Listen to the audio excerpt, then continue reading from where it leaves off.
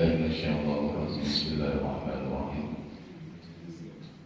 Assalamualaikum warahmatullahi wabarakatuh. Alhamdulillahirabbil alamin. Wa bihi nasta'inu ala umuri dunya waddin. Wassalatu wassalamu ala asyrafil anbiya'i wal mursalin. Sayyidina Muhammad wa ala alihi wa sahbihi ajma'in, amma ba'd. Qalu subhanaka la ilma lana illa ma 'allamtana innaka antal alimul hakim. Wa tub 'alaina innaka antat tawwabur rahim. Rabbi shrah li sadri wa yassir li amri wahlul 'uqdatam min lisani yafqahu qawli.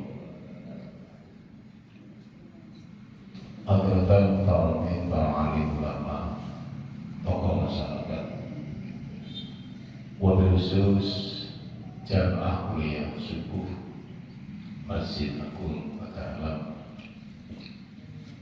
yang senantiasa mudah-mudahan mendapatkan ridho dan keberkahan dari Allah Subhanahu wa Ta'ala. Amin ya rabbal alamin. Pertama, tidak ada kata yang paling indah kecuali kita membudayakan, membiasakan untuk menjadi orang yang bersyukur kepada Allah Subhanahu wa Ta'ala. Karena syukur ini menjadi satu tradisi yang biasa dilakukan oleh baginda Nabiullah Muhammad sallallahu alaihi wasallam. Sehingga ketika ingin dikatakan sebagai Abdullah yang taat atas perintahnya, tentu dari sekian banyak aturan, maka syukur itu menjadi satu peraturan yang wajib kita ikuti. Sekalipun ketika Rasulullah kemudian diprotes oleh istrinya bahwa Rasulullah sebagai shadiqul masduq, sebagai orang yang maksum, sebagai orang yang distandarkan masuk surga dengan surga tertinggi, tapi beliau masih melaksanakan sholat dengan begitu hebat. Jika ditanya, bukankah engkau sudah menjadi hamba yang terbaik di hadapan Allah? Bukankah engkau menjadi seorang yang terpilih Al-Mustafa? Akan tapi jawaban beliau, apalah aku abdan syakur. Apakah tidak boleh sekalipun kami sudah terpilih menjadi orang-orang yang bersyukur kepada Allah Subhanahu wa Ta'ala?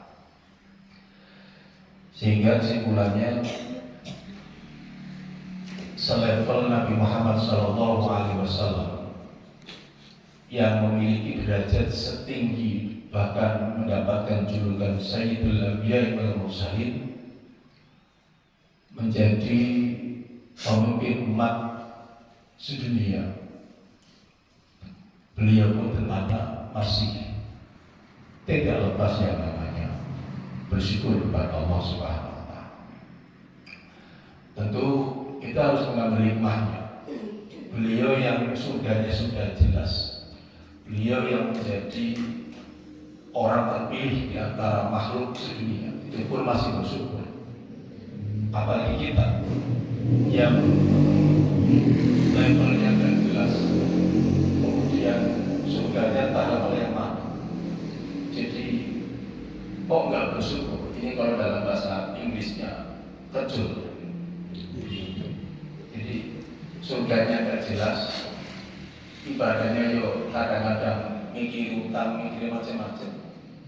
Kok kemudian nggak bersyukur? Itu dalam bahasa Inggrisnya adalah kejul.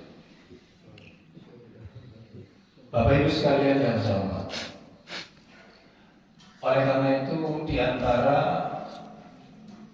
syukur yang kita bisa laksanakan, paling tidak kita kita bisa mensyukuri nikmat iman agar ibadah yang kita laksanakan ini mampu menambah kokoh keimanan yang tadi, mampu memperkuat akidah yang kita miliki. Justru yang paling berbahaya, ibadah yang kita laksanakan justru semakin mendangkalkan akidah kita. Ini saya ngaji yang ringan-ringan saja, nggak usah pakai dalil. Jadi yang ringan, mari kita bareng. Jadi kalau bisa, karena kita sudah beribadah begitu lamanya, begitu panjangnya, mestinya kita harus semakin kuat imannya, semakin kokoh imannya, akidahnya kuat, dan kalau bisa naik level. Kalau bisa naik level. Contohnya apa? Semalam saya diskusi dengan kawan-kawan, ada yang hampir modern, cerita banyak lebar sampai jam 12:30. Singkatnya bertanya, Pak Imam, apakah boleh orang melaksanakan sholat duha itu meminta rizki yang banyak atau mengharapkan bahwa setelah sholat duha berharap anugerah Allah rizkinya semakin bertambah? Dan ini kan yang dilaksanakan oleh hampir seluruh manusia, termasuk kita juga mentradisikan sholat duha. Cuma pertanyaannya, apakah dengan sholat duha itu keimanan kita atau akidah kita semakin kuat, atau hanya bertujuan kepada rezeki? Ini yang perlu kita bareng-bareng kaji, sehingga sekali lagi ibadah yang kita kerjakan apapun bentuknya, kalau bisa menguatkan, mengokohkan keimanan kita.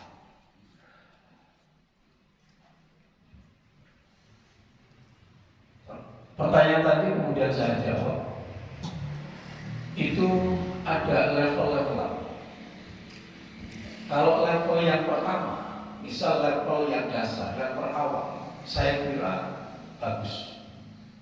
Jadi orang pengen rezeki yang halal itu, pengen rezeki yang banyak itu, kemudian sholat duha, bagi Islam yang masih amatir, saya kira itu bagus. Atau mengapa dikatakan bagus? Ya karena justru bagus, pengen rezeki banyak dengan sholat duha itu lebih bagus. Artinya dia jalurnya sudah benar, dengan konsep iya karena itu wa iya kanas ta'in. Sehingga dia sudah benar ketika minta rezeki, maka jalurnya adalah dengan cara sholat. Itu sudah benar. Daripada orang pengen rezeki yang banyak kemudian harus berjudi, harus main togel, harus taruhan atau korupsi dan sebagainya. Jadi lebih benar yang tadi. Tapi sekali lagi, para ulama mengatakan ini adalah level imannya Islam yang awal, masih amatir. Yaitu kita ini kan nggak mungkin, masa sudah Islam itu sudah 70 tahun masih melakukan kegiatan atau ibadah yang merupakan levelnya amat. Kalau bisa naik level, naik levelnya gimana? Jadi naik levelnya bahwa sholat yang kita kerjakan, anggaplah sholat duha tadi, kalau bisa itu levelnya tidak lagi bicara rezeki, tapi bicara rahmat Allah Subhanahu wa ta'ala. Maksudnya gimana? Kita ini kan kadang-kadang ternyata ibadah atau sholat, katakan sholat duha itu pendekatannya pendekatan gelanting. Ukurannya ukuran gelanting. Sehingga yang dicari untung.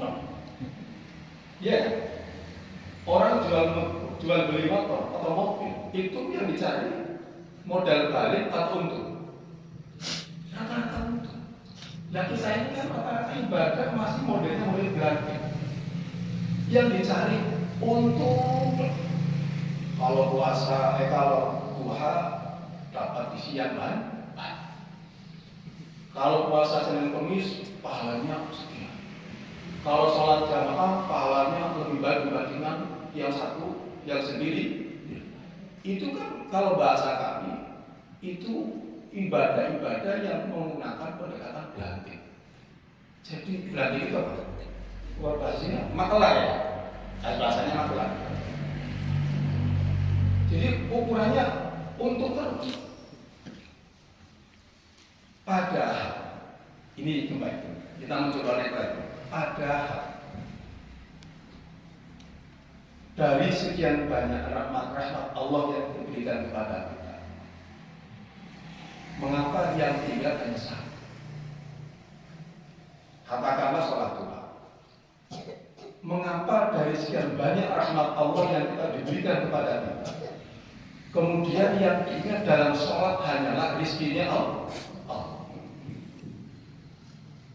Terus letaknya nikmat imannya kita kemanakan?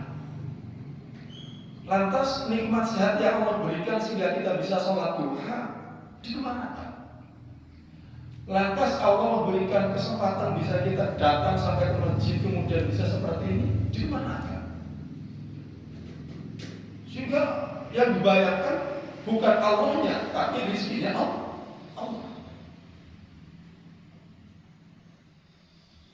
Makanya ada salah satu contoh yang paling gampang.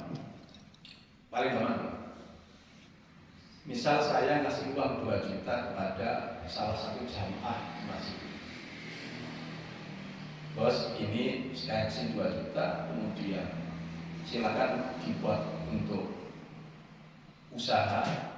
Dan alhamdulillah ternyata usahanya maju, lancar karena support dana dari saya 2 juta. Lalu ternyata setelah sukses mengelola usaha dengan 2 juta, tiba-tiba minta upah kepada saya. Pak Imam, saya minta upah karena saya sudah menjalankan bisnis yang dimodali oleh Pak Imam. Sudah dapat modal dari saya, usahanya jalan lancar, dapat omset banyak, dapat untung banyak. Sudah untung seperti itu, kok minta upah lagi ke saya? Kira-kira wajar nggak? Coba, ayo bareng-bareng kita ngobrol aja, kita naik level. Wajar nggak? Lu sudah tak kasih uang modal 2 juta, sudah sukses, sudah dapat omset banyak, bahkan membuka cabang usaha di mana? Giliran sudah sukses kok, Pak Imam, saya sudah berhasil melaksanakan menjalankan omset atau usaha yang 2 juta kemarin. Tolong saya minta upah karena saya sudah menjalankan uang 2 juta. Gimana? Ini kan sama dengan kita. Ini kan sama dengan kita. Kita beribadah sekian banyak, ternyata bukan yang diingat Allahnya, tapi yang diingat untungnya. Mengapa kita kemudian tidak berpikir ketika sholat duha, ya Allah matur suwun, karena saya bisa punya pikiran ingat kamu, ingat sholat alhamdulillah, punya kenikmatan sehat, mata bisa membuka, bisa melihat alhamdulillah, pendengaran bisa mendengar alhamdulillah, jalan bisa ke masjid alhamdulillah, sehingga yang kita lakukan ini bukan dalam rangka nyari untung lagi, tapi mencari bagian daripada syukur. Ya Allah, saking senangnya saya, saking banyaknya rahmat yang Kau berikan, inilah bagian daripada kesenangan kami yang dalam melaksanakan sholat. Sehingga sholat itu bukan dalam rangka mencari untung, tapi bagian daripada syukur kepada Allah atas sekian banyak rahmat yang Allah berikan. Sholat itulah yang kita tebuskan. Sekalipun sholat yang kita kerjakan itu tidak akan berpengaruh pada Allah. Jadi yang pertama, ayo naik level ketika ibadah, jangan lagi-lagi nyari untung. Kita harus naik. Tapi sekali lagi bukan berarti minta pahala nggak boleh, bukan seperti itu. Jadi saya katakan level amatir monggo kalau mau. Tapi kalau sudah level amatir ya jangan kemudian minta surga bareng dengan Kanjeng Rasul. Ya kalau amatir ya nanti surganya ya ada di taraf sedikit lah banyak. Makanya kemarin kan. Yang kedua ini,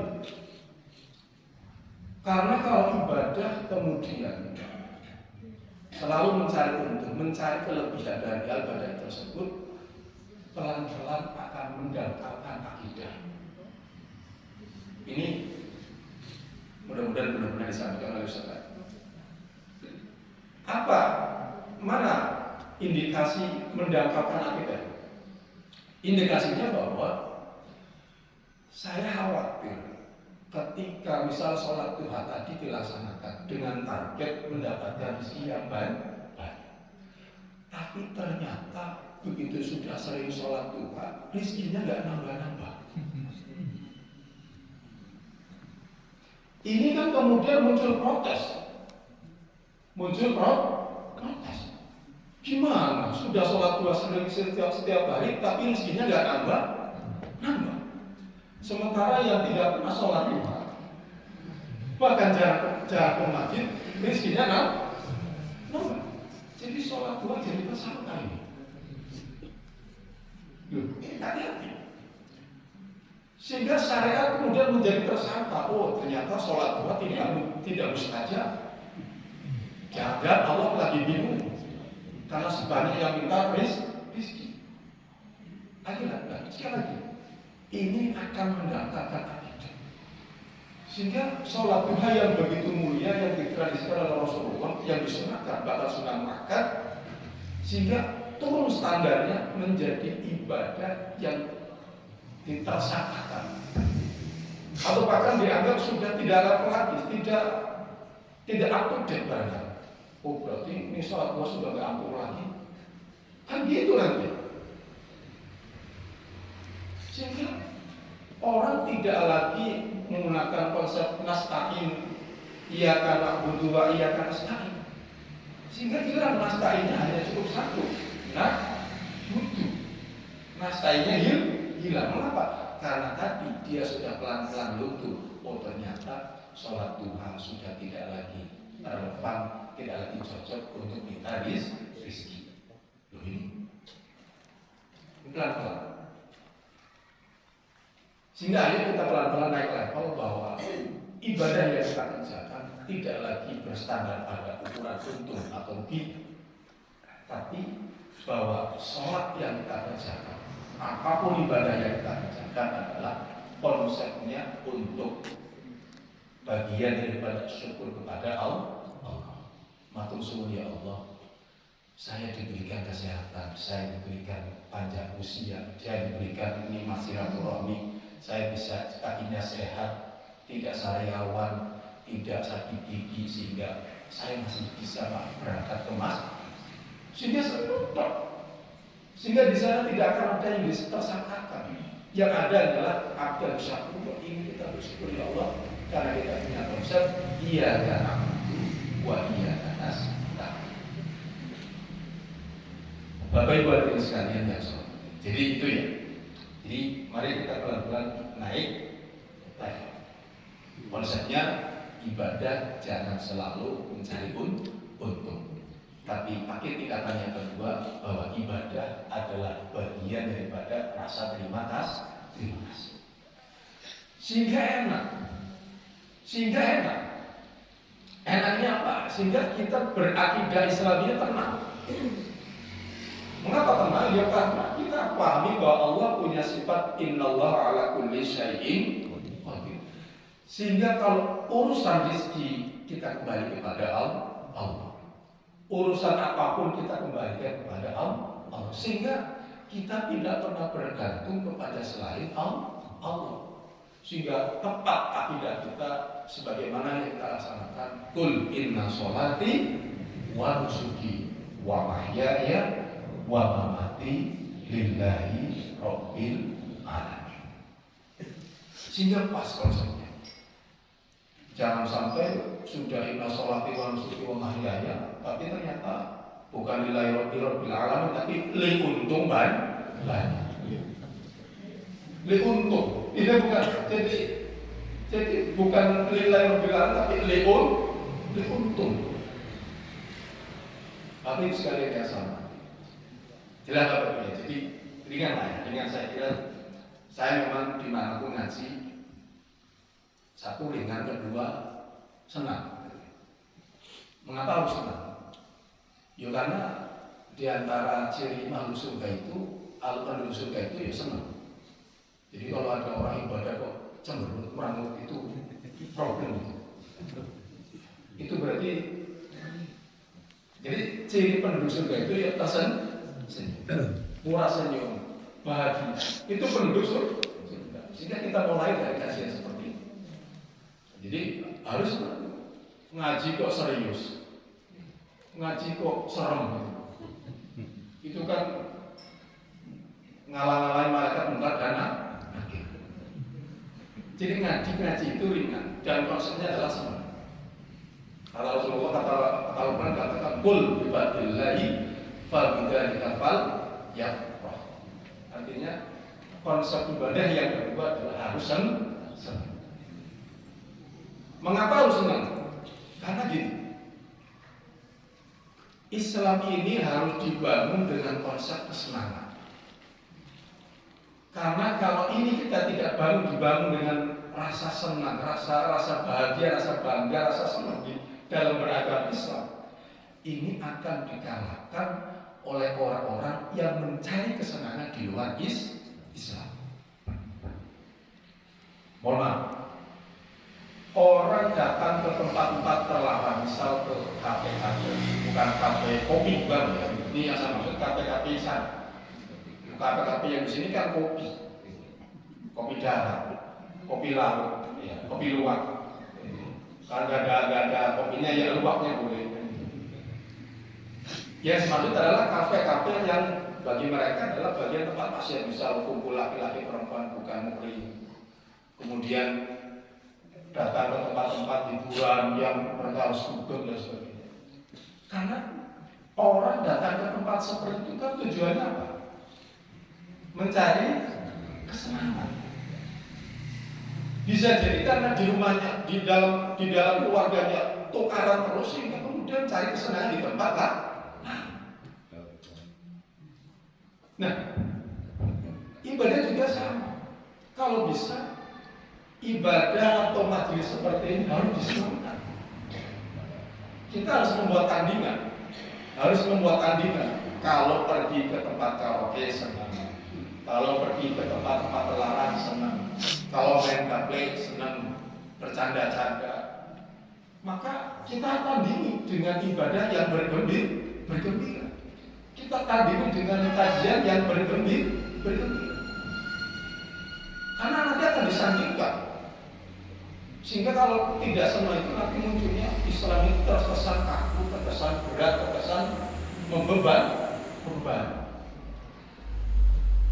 Ayo kita bareng-bareng sama.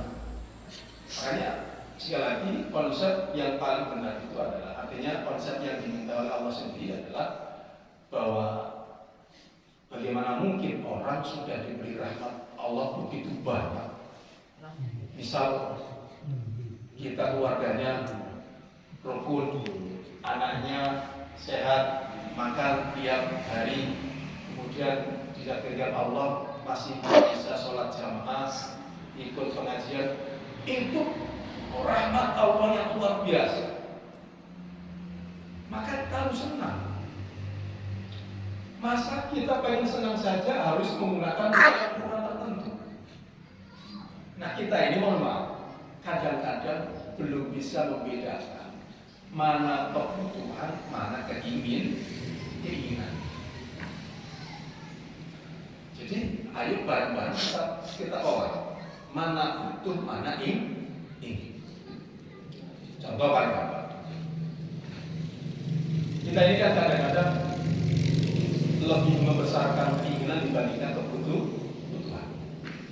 Contoh saja urusan makan. Kita ini kan kadang-kadang makan tok baik itu ukurannya tinggi banget. Makan itu harus tempat yang enak. Kemudian harus lauknya harus yang enak.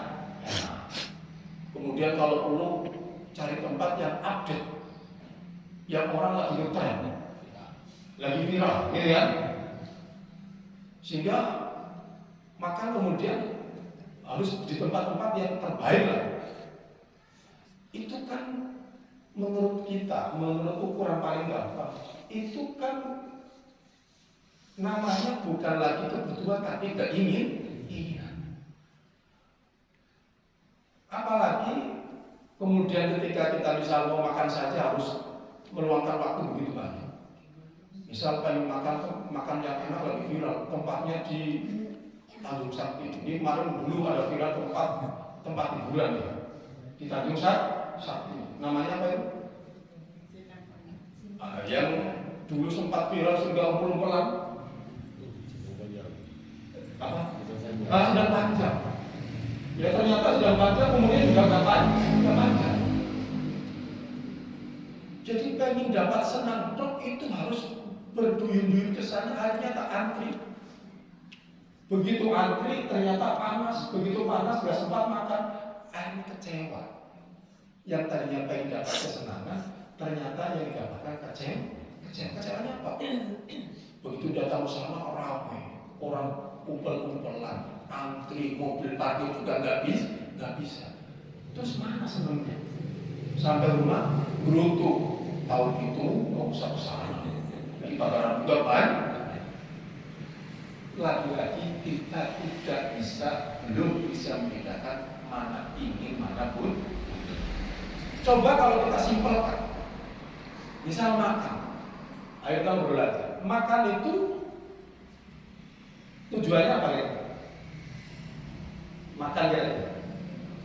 Tujuannya satu, yang tadinya lapar tidak jadilah lapar. Ya sudah, kata para ulama bahkan menyatakan bahwa orang yang dikatakan sudah mapan akidahnya al-istighna anisy, merasa cukup dari segala sesuatu. Artinya katakan makan, ya sudah, ukuran makan itu yang penting laparnya hilang. Sehingga tidak perlu kemudian untuk menghilangkan lapar saja harus sampai ke Tanjung Sakti, harus sampai ke Palembang. Sampai sana ternyata sudah habis. Bagaimana kacau? Mengapa tidak berpikir ya sudah, yang penting lapar ada nasi gemuk. Sekarang kan sama. Makan yang harganya 70, katakan makan yang harganya sampai 150.000 dimakan akhirnya kan enak. Makan model 2 mangkok juga kan enak. Terus apa bedanya? Apa bedanya makan yang harga 100.000 dengan tepar yang 2 mangkok cuma 10.000? Toh endingnya juga kan enak. Loh ini kita kan kadang-kadang berpikir iya, karena di dalam diri kita kadang-kadang masih banyak keinginan dibanding kebutuhan. Ya sudah. Bahkan nanti definisi enak pun juga akan bingung. Definisi enak pun akan kacau. Misal, Bapak Ibu pasti mengatakan bahwa di sini makanan favorit katakanlah yang paling enak. Bakso. Ya sudah anggaplah bakso. Lah punya makanan bakso. Kalau saya ya spaghetti lah misalnya. Ya, standar. Naik level, musuh tewat. Jadi, nggak maksud saya. Anggaplah bakso itu paling atau pempek, atau pempeknya sampai paling apa itu yang paling mahal. Raden Pak Mas. Sekarang bareng-bareng. Definisi enak itu terletak pada barangnya atau pada diri kita. Definisi enak. Ukuran enak itu terletak pada makanannya atau pada diri kita. Diri kita. Misal saja, pempek enak banget, menurut orang enak, tapi ternyata kita lagi sakit gigi. Sariawan, sudah sakit gigi sariawan, sudah sariawan, ada orang datang lagi utang, buat aja. Sehingga mohon maaf, apakah Anda Bapak Ibu masih mengatakan bahwa pempek itu masih enak? Atau masih selera makan pempek? Ini kan terjebak kita.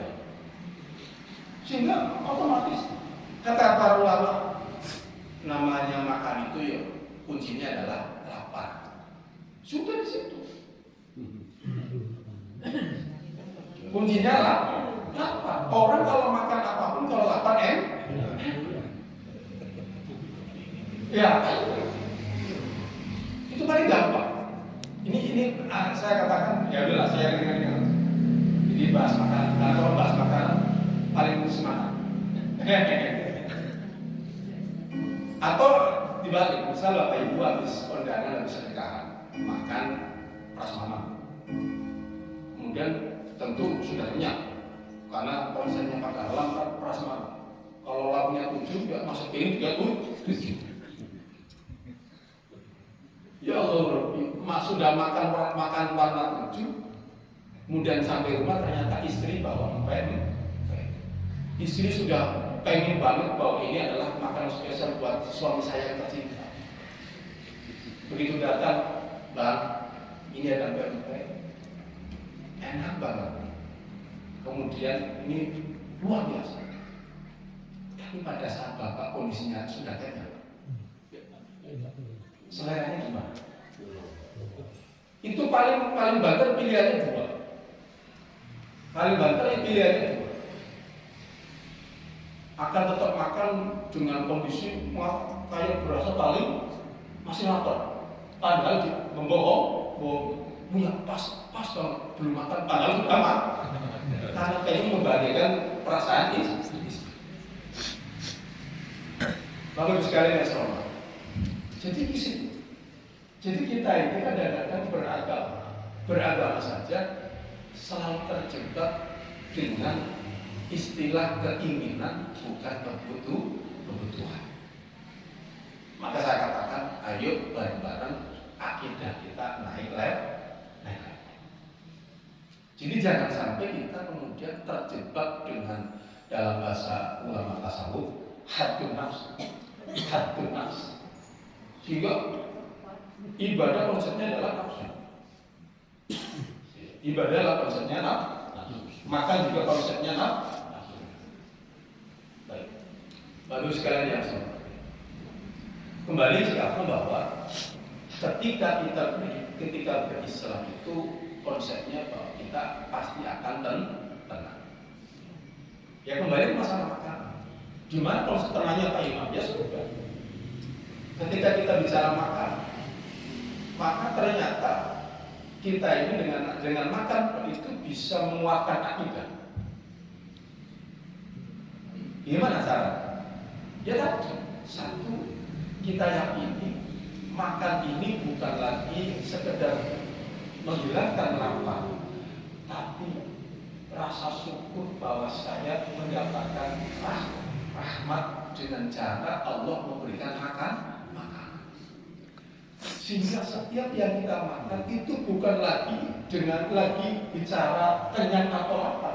Yang kita bicarakan adalah matur syukur ya Allah, Engkau masih memberikan saya rahmat dengan cara rezeki makan yang dimakan hari ini. Karena bisa jadi makan pagi ini saya belum tentu bisa makan nanti siang. Sehingga matur syukur ya Allah, ini yang saya makan adalah rahmat-Mu. Sehingga ketika makan ini dianggap sebagai rahmat, maka tidak boleh semena-mena dengan makan. Tidak boleh semena-mena dengan makan. Sehingga kemudian Rasulullah dengan panduan kalau makan diawali dengan doa, Allahumma barik lana fima razaqtana wa qina akidahnya muncul. Karena ingin rahmat dari Allah, ta'awali dengan kalimat thayyibah, barik lana fima rusakana wa qina adzaban. Sehingga dengan makan tok ini bisa menghindarkan kita dari siksa api neraka. Karena doanya kan kedua. Barik lana, ya Allah berikanlah keberkahan. Atas apa? Fima rusakana, atas yang korisikan kepada kita. Ya makan ini. Doa yang kedua, wa qina adzaban. Ya Allah, dengan makan ini jauhkan kami dari api neraka. Maksudnya apa? Mudah-mudahan makanan yang saya makan ini membawa energi positif sehingga semakin semangat ibadah. Dengan saya makan ini sehingga saya sehat, sehingga saya bisa berangkat ke masjid. Sehingga yang diingat adalah tadi syukurnya. Sehingga konsepnya lagi-lagi rahmat. Jadi urusan makan itu kita naik level. Ayo pokoknya pengajian saya itu kita bareng-bareng naik level. Kalau yang amatir ya tadi makan sekedar menghilangkan lapar. Naik levelnya bahwa makan yang kita makan, makanan yang kita makan adalah bentuk terima kasih kita kepada Allah. Sehingga kalau ada orang makan kok menyisakan, itu tentu sedang membiarkan rahmat Allah itu hilang.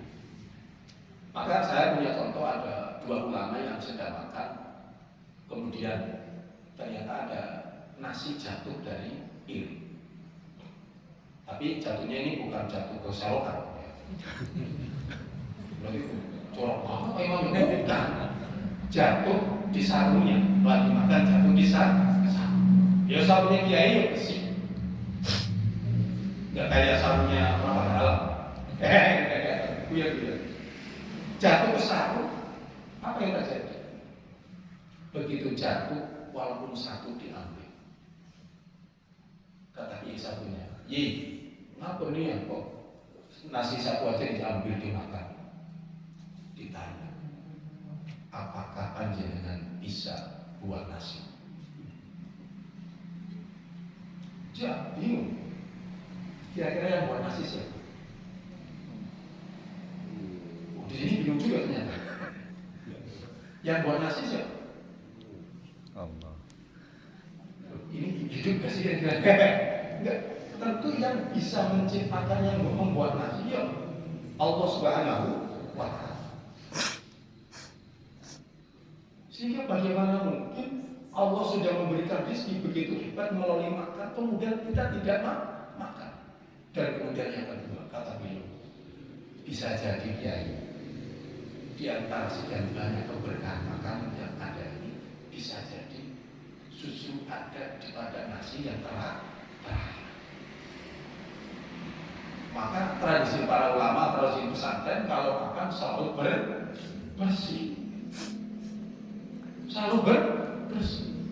Ya tapi tentu ya ukur-ukur tulang-tulang jangan bersih. Jangan nanti kemudian salah paham, kata imam harus bersih.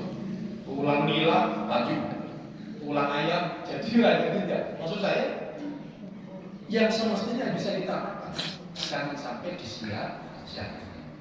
Terakhir, ini sedikit saya saran. Konsep prasmanan itu kadang-kadang keliru. Bukan prasmanan yang keliru, cara memahaminya. Kita ini kan prasmanan ternyata yang dipikirkan, berarti boleh makan seluruh. Sehingga begitu sudah baris itu yang bayangan kita sudah diteter, sudah ditolong. Wah, ini. Sehingga 7 menu masuk semua 7 menu. Sehingga piringnya membunuh. Begitu sudah membunuh, begitu duduk, loh banyak minyak. Lah tadi kemana? Kok nggak sadar tadi? Sehingga yang terjadi, saya lihat sering banyak sekali orang makan nggak habis, ya kan? Sehingga rezekinya kita mudah malah dimakan anjing. Ya pada prinsipnya boleh juga. Niat sedekah tapi ya mengapa tidak? Karena konsep prasmanan itu justru adalah makan secukupnya yang kita suka. Oh ini udah Ada jurus namanya jurus aji mumpung. Mumpung gerak. Ya. Nanti kalau dari majelis ini, Pak Imam, saya ngambil ini kan bentuk rasa syukur kepada Allah Subhanahu Wa Taala. Bukan. Kembali lagi. Bagus sekali ya sahabat. Saya kira ini yang bisa saya sampaikan. Jadi sekali lagi, mari bareng-bareng kita beribadah. Ibadah yang kita laksanakan ini semakin kuat keimanan. Dengan konsep iya kan na'budu wa iya kan nasta'in, dan itu juga bagian daripada menguatkan ikrar yang kita laksanakan. Inna sholati wa nusuki wa mahyaya wa mamati lillahi rabbil alamin. Mudah-mudahan kita semuanya diberikan keimanan Allah dan kita menjadi orang-orang yang paling bersyukur, yang apalagi ini sudah masuk bulan Rajab. Nah, jangan lupa doanya Allahumma barik lana fima razaqtana. Keliru. Razaqtana itu madang, sendiri madang, baik. Doanya beda. Allahumma barik lana fi Rajab wa Sya'bana wa balighna Ramadan. Allah, 3 doanya. Ya Allah, berikan keberkahan selama di bulan Rajab dan di bulan Sya'ban. Dan yang ketiga, ya Allah, andaikan pun tahun ini tahun terakhir kehidupan saya, tolong izinkan kami bisa beribadah di bulan Ramadan. Karena di bulan Ramadan terdapat satu keistimewaan, bahkan banyak keistimewaan. Di antaranya yang kita kenal dengan istilah Lailatul Qadar. Tapi kadang-kadang tidak dapat Lailatul Qadar, tapi Lailatul Badriyah. Lailatul Badriyah itu siapa? Yang jual tem. Kebetulan cantik, sehingga Lailatul Badriyah. Jadi sekali lagi, baru sekali yang sholat. Insya Allah, kalau kita sudah terbiasa seperti ini, syukur dengan konsep yang benar, sehingga pelan-pelan kita naik level. Kalau kita naik level, insya Allah kita berkumpul dengan Rasulullah dengan level yang terbaik. Al-Fatihah.